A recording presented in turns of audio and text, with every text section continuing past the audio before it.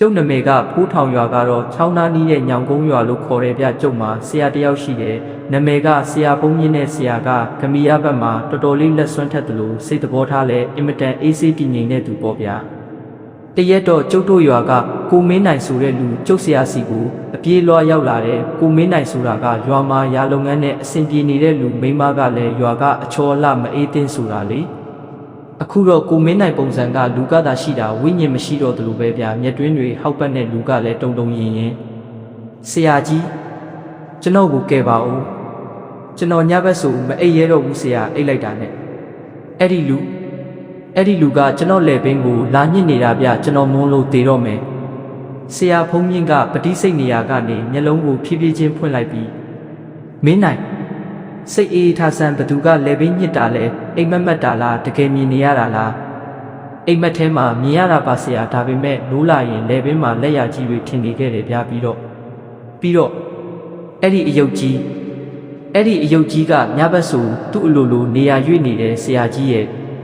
ကျုပ်ကတော့ဘေးကနေနားထောင်ပြီးကြက်တီးတွေတောင်ထလာတယ်ဗျာဆရာဖုံးမြင့်ကကျုပ်ကိုလှည့်ကြည့်ပြီးဖိုးထောင်မင်းနိုင်တို့အိမ်ကိုလိုက်သွားကြည့်ရအောင်မင်းလဲလိုအပ်တာတွေကူပြင်ပေးပေါ့ကွာအိမ်ကြီးက၆ကပ်နေတာပဲဗျာအိမ်ရှိခန်းမှာမအေးသိန်းကမျက်ရည်စလက်နဲ့ထိုင်နေတဲ့ကိုမင်းနိုင်ကအိမ်ခန်းထဲကနေအယုတ်တရုတ်ထုတ်လာတယ်အဲ့ဒါကတခြားမဟုတ်ဘူးဗျတစ်တာမဲကြီးနဲ့ထူထားတဲ့ကြားစီထားတဲ့စစ်တီပုံစံအယုတ်ကြီးဗျအသားကမင်းနဲ့နေပြီးမျက်လုံးတွေကရဲနေတယ်လို့ပဲဒီအယုတ်ကဘဲကရတာလဲမင်းနိုင်လို့ဆရာကမေးလိုက်တယ်လွန်ခဲ့တဲ့တလလောက်ကပါဆရာကြီးကျွန်တော်ချောင်းသားမှာငါရှာရင်မျောလာတာတွေ့တာပါထူးဆန်းတာကဒီအယုတ်ကရေစီးတဲ့အတိုင်းမျောတာမဟုတ်ဘူးဆရာရေကိုစံပြီးတက်လာတာဗျကျွန်တော်လဲထူးဆန်းလို့အိမ်ယူလာမိတာအဲ့ဒီနောက်ပိုင်းမှာအိမ်မက်ဆိုးတွေစမှတ်တာပဲပြီးတော့ကျွန်တော်တငယ်ချင်းကိုတန်းဖေးအကြောင်းတွေပဲမြင်နေရတာဆရာဖုံးမြင့်ကအယုတ်ကိုတေးသေးချာချာစိုက်ကြည့်နေတယ်ပြီးတော့မျက်လုံးမိတ်ပြီးခဏငြိမ်သွားတယ်ခဏနေတော့ဆရာမျက်နှာကတည်ကြည်သွားပြီးဖိုးထောင်ရွာထဲကဒေါ်လာမေကိုတွားခေါ်ချေသူကနက်ကတော့ဆိုတော့ဝိညာဉ်ဆက်သွယ်ရတာကိုလည်းမဲငါဒီညဒီရုပ်ထဲကအမှန်တရားကိုဖော်ထုတ်ရမယ်ကျုပ်လည်းဒေါ်လာမေကိုပြေးခေါ်ရတာပေါ့ဗျာညပိုင်းရောက်တော့ကိုမင်းနိုင်တို့အိမ်မှာစီမီတွေထွန်းအမွှေးတိုင်တွေထွန်းပြီးဝိုင်းဖွဲ့လိုက်ကြတယ်ဒေါ်လာမေကအလဲမှာထိုင်သူ့ရှိမှာအဲ့ဒီရေဆန်အယုတ်ကြီးကိုချထားတယ်ဆရာဖုံးမြင့်ကဂါထာတွေရုပ်ပြီးရေမွေးတွေနဲ့အယုတ်ကိုပတ်လိုက်တယ်ကဲဒေါ်လာမေခန္ဓာကိုယ်ကိုခဏအငှားချလိုက်ပါဒီအယုတ်ထဲမှာပိတ်မိနေတဲ့ဝိညာဉ်ထွက်လာခဲ့စမ်းမင်းဘသူလဲဘာကြောင့်ဒီကိုရောက်နေတာလဲဆိုတာအမှန်တိုင်းပြောပြစမ်းခဏနေတော့ဒေါ်လာမေတကူလုံးတဆက်ဆက်တုံလာတယ်ပြပြီးတော့ဟီနောင်တ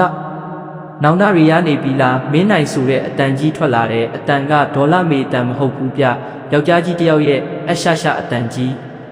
ကိုမင်းနိုင်ကတော့မျက်နှာတစ်ခုလုံးဖြူလျှော့သွားပြီးကျမ်းပြင်ပေါ်ဒူးထောက်ကျသွားတယ်ကိုတန်းဖေမင်းလားအေးငါပေါ့မင်းနဲ့ငါတောထဲမှာရွှေရှာတော့ကငါရွှေတုံးကြီးတွေ့ခဲ့တာကိုမင်းမေ့နေပြီလားမင်းငါကို6ထဲတွန်းချခဲ့တာလေငါအလောင်းတော်မတွေ့အောင်မင်းဖြောက်ခဲ့တာမဟုတ်လားငါအဲ့ဒီတောထဲမှာတည်ခဲ့ရပြီမဲ့ငါဝိညာဉ်ကဒီတစ်သားရုပ်ထဲမှာကပ်ပြီးမင်းစီကိုရေဆန်တက်ခဲ့တာကွာဒေါ်လာမေကကိုမင်းနိုင်ကိုခုံအောင်မလို့လှုပ်လိုက်တော့ကျုံမှလမ်းဖြတ်ပြီးနောက်ကိုဆုပ်လိုက်မိတယ်မအေးတင်းကတော့အံ့ဩလွန်းလို့ပါဇက်ကိုလက်နဲ့အုပ်ပြီးရှိုက်ကြီးတင်ငင်ငိုတော့တာပဲကျွန်တော်မှားသွားပါတယ်ကိုတန်းဖေရကျွန်တော်လောဘတက်သွားပြီလို့ပါကျွန်တော်ကိုခွင့်လွတ်ပါကိုမင်းနိုင်ကတောင်းပန်နေရှာတယ်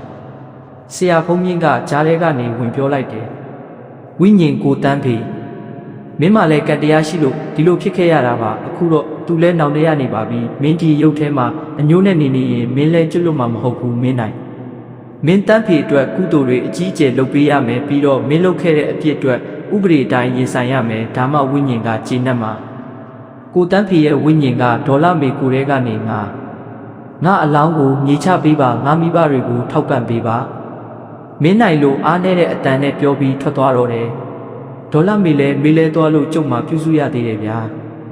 နောက်ရက်မှာတော့ကိုမင်းနိုင်ကဆရာပြောတဲ့အတိုင်းတငယ်ချင်းအတွက်အလူတန်းတွေလုပ်ပေးတယ်ပြီးတော့ရွာလူကြီးတွေကိုခေါ်ပြီးသူလုပ်ခဲ့တဲ့အဖြစ်ကိုဝန်ခံလိုက်တယ်အဲ့ဒီရေဆန်အယုတ်ကြီးကိုတော့ဆရာဖုံးမြင့်ကအင်းဝိဇ္ဇာတက်နဲ့စီရင်ပြီးချောင်းထဲကိုပြန်မျောလိုက်တယ်ဒီတခါတော့အယုတ်ကရေဆန်မတက်တော့ပဲရေစီးကြောင်အတိုင်းအေးအေးဆေးဆေးမျောပါသွားတော့တယ်ဗျာ